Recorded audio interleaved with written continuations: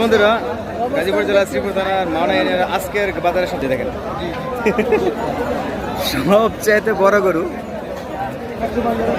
এদিকে যাচ্ছে কিনা জানি না ভাই, এগুলো যাচ্ছে কয় দাঁত? দাম কিরকম চাইছেন? বেচবেন কেমন? দাম দাম হয়েছে কেমন? দাম হয়েছে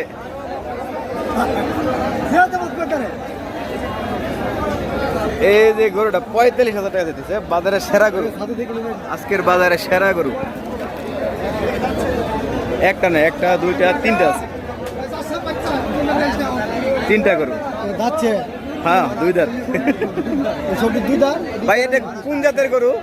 কোন জাতের গরু? জাত কি? নাম কি?